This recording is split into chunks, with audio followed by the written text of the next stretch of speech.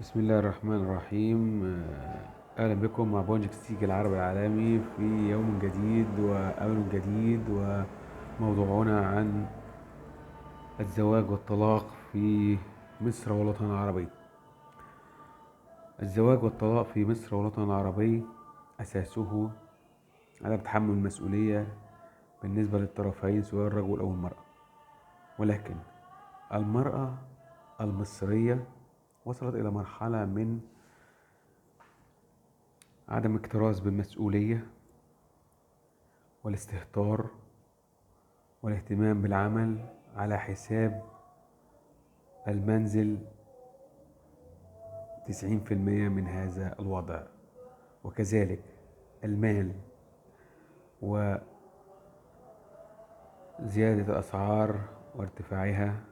لا تجعل المرأة المصرية تصبر وتصر على الطلاق، والطلاقات كثيرة بسبب الأزمة الاقتصادية، في حين أنها كانت تتناجى الزواج والجماع والعيش،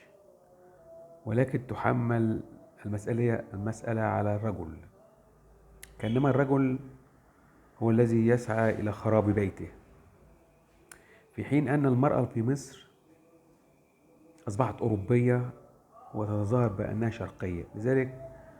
لابد للشباب والشابات عندما يتحدثون عن المساوئ والمحاسن لهم، وصراحة يجب على الرجل أن يكون أكثر جرأة في التعامل مع المرأة في مرحلة ما قبل الخطوبة، ومعرفة أحوالها ومعيشتها لفقدانها المسؤولية والدلع والتدليل من الأم والأب. لابد ذلك،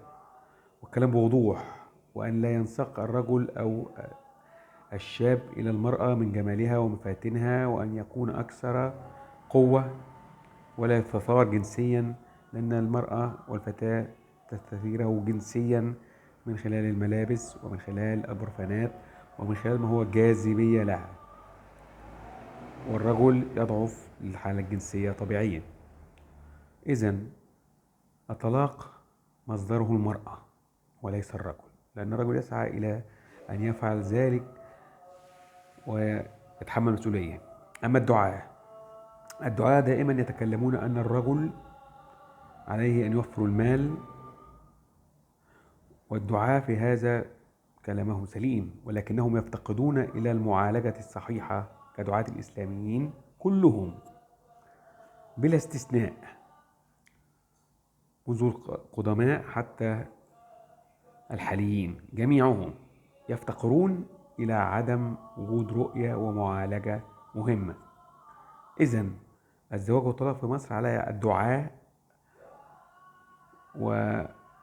ويؤكدون في ذلك، والمراكز القومية مثل مجلس قوم المرأة الذي يسعى إلى المال فقط وتأمين المرأة كأنما هي في حرب لحماية المرأة من الطلاق، وهذا هو واضح في محاكم الأسرة وفي كل الأشياء الموجودة في مصر التي أساءت لمصر وجعلتها ساقطة في الناحية الاجتماعية فعليا. إذن على الدعاء أن يدعو إلى تهذيب المرأة من ناحية إطاعة جوزها والصبر عليه في الأزمات، وكذلك الأب والأم الذين يزوجون أبناء بناتهم وكذلك أبنائهم. لابد أن يكون هناك حلا تربويا واجتماعيا من قبل الشباب والشابات، فالمسألة ليست جنسية، وقد تكون جنسية في أول الأمر الاستمتاع الجنسي والحياة الجنسية والاستزادة في الحياة الجنسية للطرفين، ولكن الجنس ليس هو أساس الزواج، ومن يقول ذلك فهو مخطئ. وليس مسألة أنك تزوجت للجنس والعفاف أنك تستزيد من الجنس فالجنس، والمرأة تتخذ هذه وسيلة للضغط على الرجل فعليا، ومما أدى ذلك إلى انسياق الرجل إليها وفقدانه لكرامته وشخصيته. فعلى الرجال أن يقووا أنفسهم ويعملوا النساء بقوة عقلية وليس بقوة جسدية، وإن كان الرسول صلى الله عليه وسلم كان يضرب على الخفيف على أساس أنه هو للتهذيب. قد يكون المجتمع المدني والمرأة في هذا الوقت يقولون كيف يضرب فيها وأصبحت المرأة حرة، إن المرأة تستحق التهذيب، نعم، وليس التعذيب. إن الوضع مزري وسيء وقاسي ولا يفيد أبدا، وذلك في حوار الإجيال الذي نتكلم عليه، والذين لا يريدون أن يتعرفوا عليه ولا أنهم يأخذون به فهم جهلاء ولا يفهمون شيئا، إنهم يريدون مصالح مالية ومصالح، يجدون الأولاد ضائعون والنساء مطلقات ويجلسون مع أهاليهم، والمرأة التي تطلق بصفة عامة من أجل المال في مصر حقيقة الأمر، وليست تطلق في مصر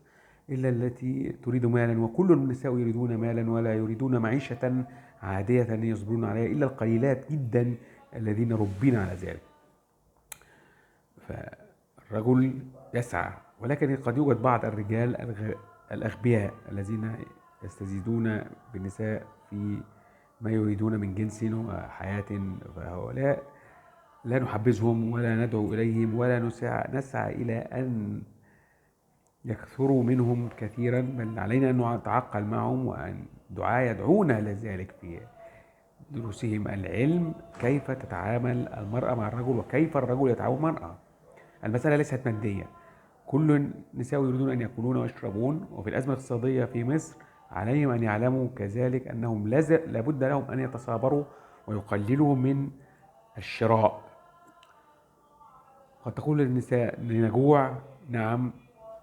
لا نجوع، بل نقنن نأكل بسيطا، وهذه أزمة اقتصادية فرضت علينا من جراء ما حدث، وهذا في حد ذاته نكبة على المصريين، ولكننا على أرض الواقع لابد أن نتعايش، وإما الطلاق سيزيد والمحاكم ستزيد ويتشرد الأولاد، وهذا ما هو الذي نراه. إذا نتكلم في هذا الموضوع ونتمنى التوفيق لمصر، عاد مظلوم، بروجكت سيكي العالمي.